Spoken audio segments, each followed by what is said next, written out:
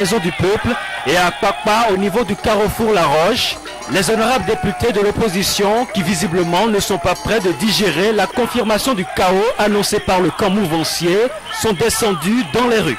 L'Union fait la Nation a programmé une marche pacifique pour protester contre le trucage et le complot organisé par le président de la Sénat, je ne dirais pas la Sénat, et certains membres de la Cour constitutionnelle contre notre démocratie. Ainsi, les honorables Epiphane Konom, Basile Rossi du côté de Wologede et Raphaël Akotegnon du côté d'Akpakpa menaient la marche de protestation avec leurs militants et quelques membres de la société civile. Mais très vite, ils seront dispersés par les hommes en uniforme qui ont été chargés de dissuader toute manifestation de contestation affectant l'ordre public. Les gens se dispersaient quand le commissaire central a demandé de les charger. Donc les gens se dispersaient déjà. Conséquence, la marche annoncée pacifique a laissé place à la débandade. Dans ce sauve-qui-peut, le député Akotegnon aura été interpellé, violenté et menotté d'après des témoins. Plusieurs manifestants, dont un photojournaliste de la cellule de communication de l'Union fait la Nation et quelques militants épinglés sont par la suite conduits d'urgence dans des centres de santé. J'étais là au côté d'Epiphane Konom et de l'honorable Aossi quand ils disaient qu'on ne doit pas battre les manifestants. Et moi aussi, je les ai repris. C'est alors que le commissaire central a donné l'ordre qu'on me batte. Alors, une vingtaine de CRS se sont rués sur moi seul avec leurs matraques. Et celui qu'on a conduit ici a reçu tellement, je crois que les gens le connaissaient, ils se sont rués sur lui. Il a reçu tellement de coups et puis son arcade sourcilière a été ouverte. Il saignait abondamment, donc je l'ai pris à bord de ma voiture. Par ailleurs, depuis l'arrestation d'un des leurs, les autres élus du peuple et ténors de l'Union fait la Nation, un à un, affluent déjà au commissariat central de Cotonou où il est gardé. On y comptait Lazare Serhuetor, Eric Rundete, Léa Dissoglo, Edmond Agua et bien d'autres plutôt déterminés, même à y passer la nuit. Aux dernières nouvelles, le député Akotegnon serait présenté au procureur général de la Cour d'appel près du tribunal de première instance de Cotonou. La liberté et l'indépendance acquièrent au prix de lourds sacrifices. N'allons pas laisser 21 ans ou 22 ans de démocratie sombrer comme ça, à regarder ça partir en fumée, nous ne le ferons pas. Et justement, l'honorable Akotegnon et quelques personnes arrêtées lors de la manifestation de ce jeudi matin ont été présentées au procureur de la République tard dans la soirée de ce jeudi. Après plusieurs heures passées au tribunal, ils ont été conduits par la suite au commissariat central de Cotonou pour être gardés à vue jusqu'au matin de ce vendredi pour la poursuite de la procédure. Tanguy Agoy et Barnabé Massan. Après les violences entre les populations contestant par une marche les résultats provisoires de la dernière présidentielle au Bénin et les forces de l'ordre, la journée de protestation s'est achevée au tribunal tard dans la soirée de ce jeudi. Au bout des longues heures de huis clos, les quelques mises en cause arrêtées par la police lors de la manifestation sont apparues à la presse. Tout à fait aux antipodes de l'air serein et victorieux du plus en vue, l'honorable Akotegnon, les autres ont affiché un maintien beaucoup moins rassuré. Et même s'ils ont manifesté l'envie de se confier à la presse, l'opposition des forces de l'ordre aura été formelle.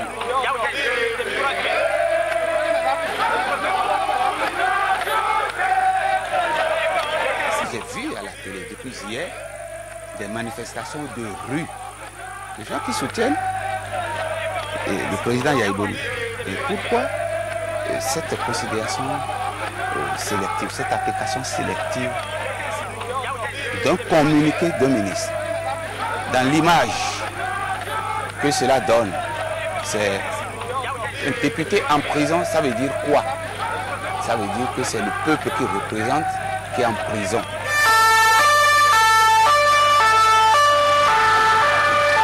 En attendant que la procédure aboutisse à cette fin éventuelle, ils ont été conduits sous bonne escorte au commissariat central de Cotonou. L'affaire devrait se poursuivre ce vendredi matin devant le procureur de la République, nous a-t-on appris. Sortie médiatique du président de la Sénat, Joseph Nyolonfon, assisté du chargé à la communication de l'institution, a répondu à certaines accusations en rapport avec sa gestion de la présidentielle, notamment la façon dont les grandes tendances ont été publiées. Léandre Dossou et Just Donrissou étaient aussi de la partie.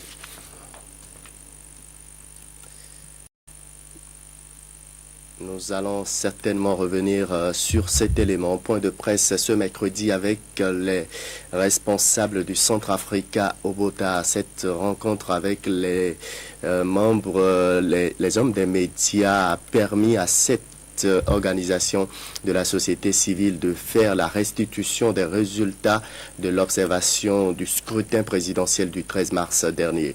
Le Centrafrica au Botha a en effet mandaté 300 observateurs sur toute l'étendue du territoire national pour suivre le déroulement des opérations électorales. Zakiat Latunji, Ronald Robinson. Résultat de la mission d'observation de l'élection présidentielle du 13 mars au Bénin. L'analyse des comptes rendus des 300 observateurs déployés sur le territoire national pour prendre part au scrutin a fait l'objet de cette conférence de presse.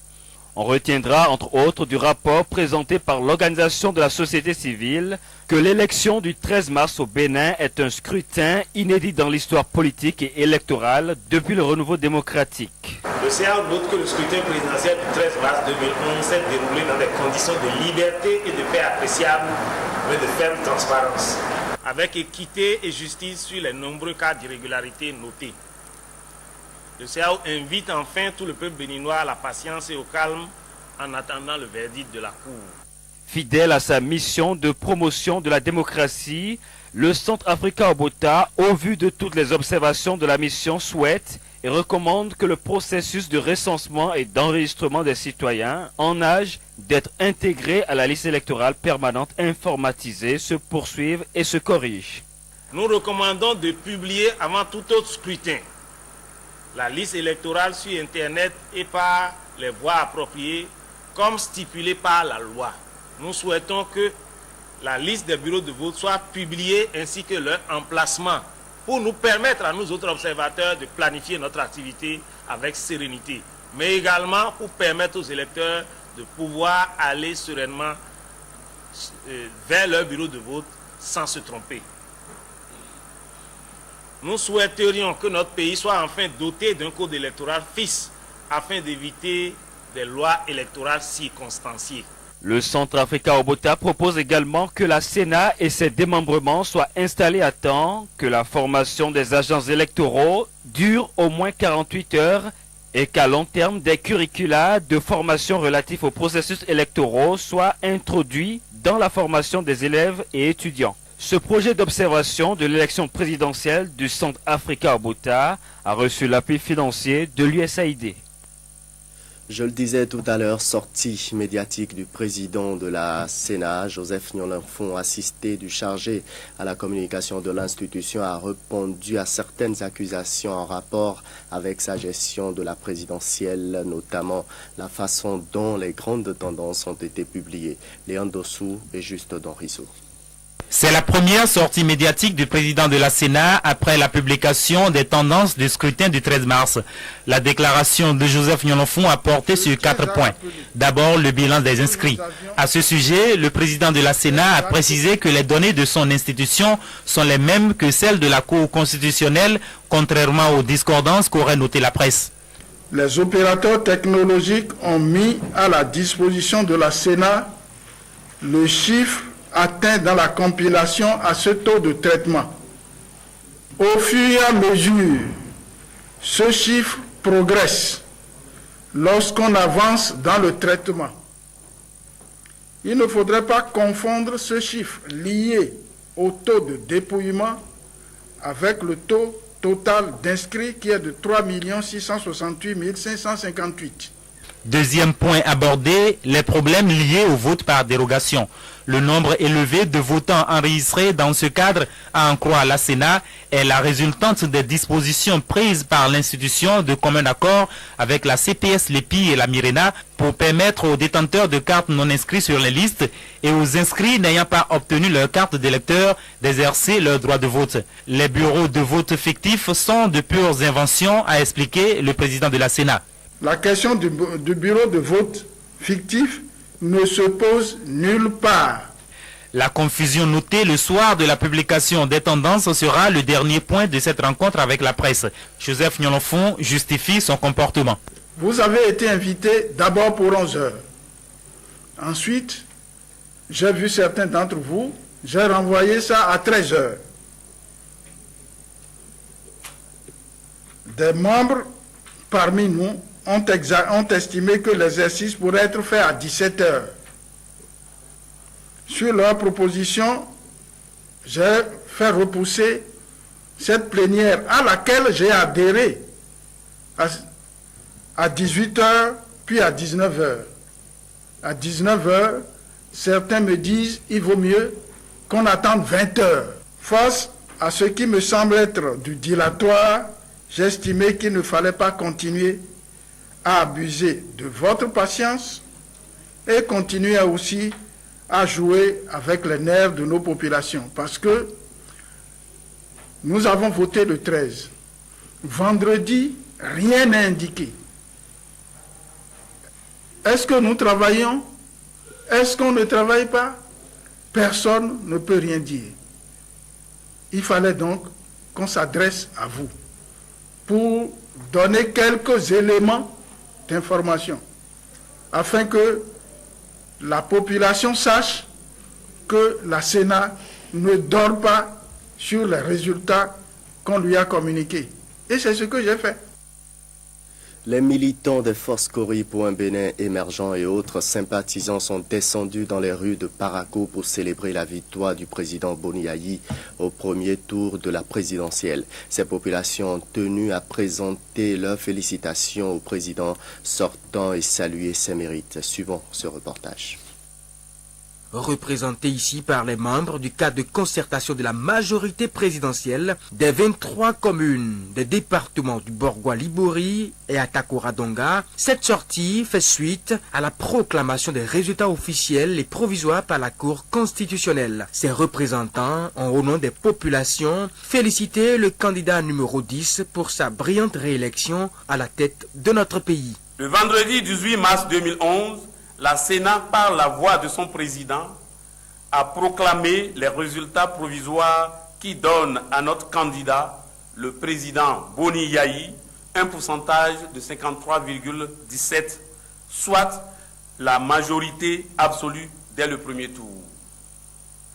Le lundi 21 mars 2011, à 2 heures du matin, la Cour constitutionnelle a proclamé par la voix de son président les premiers résultats provisoires des élections présidentielles du 13 mars 2011 qui donnent la majorité absolue à notre candidat Boni Yayi avec 1 579 550 voix exprimées, soit 53,13%.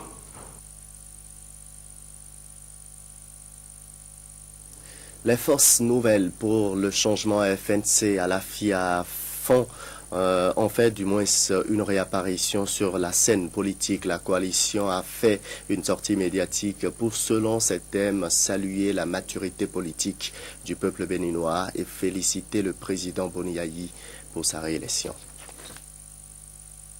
Comme par le passé, les FNC à l'AFIA continueront par être un mouvement avant-gardiste, capable de critiques objectives et de propositions constructives pour aider le président Boni Yayi à réussir sa vision de bâtir un Bénin émergent.